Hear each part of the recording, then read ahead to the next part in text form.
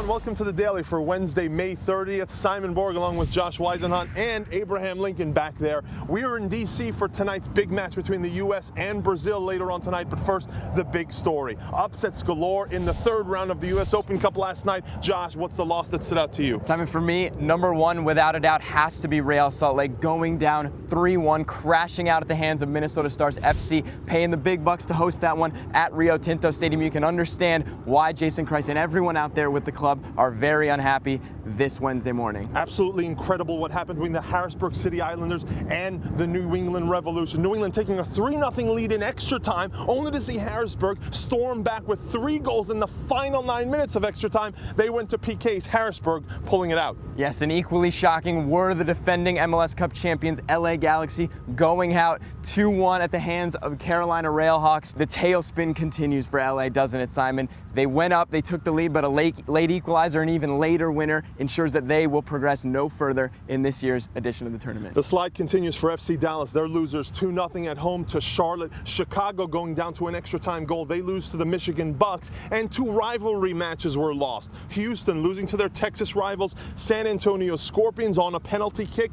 and Columbus dropping the Battle of Ohio to the Dayton Dutch Lions on 2 late goals.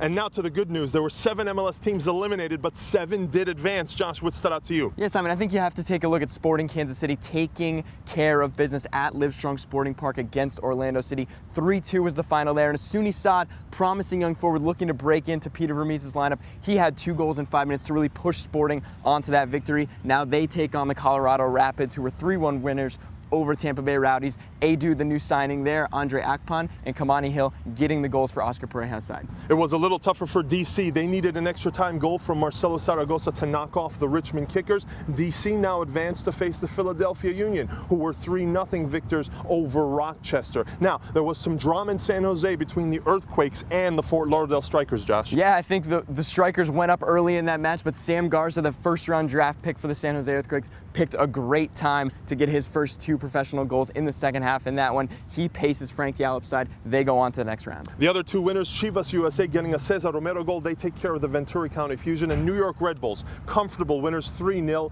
over the Charleston Battery. You can check all the recaps on MLSsoccer.com. And remember, Seattle Sounders play Atlanta. Portland take on Cal FC. That's tonight. The streams of both those games at 10 Eastern and 10:30 Eastern on those MLS team websites.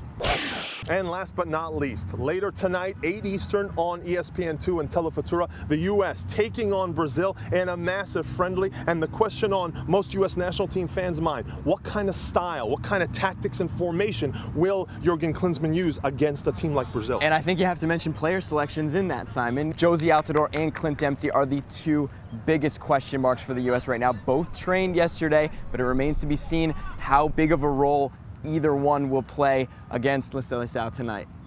Fewer questions for Brazil. They've already said they're going to use the base from their 3-1 victory over Denmark over the weekend. The only 2 changes, Neymar coming into the lineup, as well as Rafael, Neymar's teammate at Santos. He's going to get his first cap in goal tonight, possibly a weakness that the U.S. can exploit there. Check back for all the coverage from tonight's game on MLSsoccer.com. Don't miss the second installment of Taking the Lead, where Davy Arnold, Montreal Impact's captain, is profiled. That's it for the Daily. We'll see you tomorrow.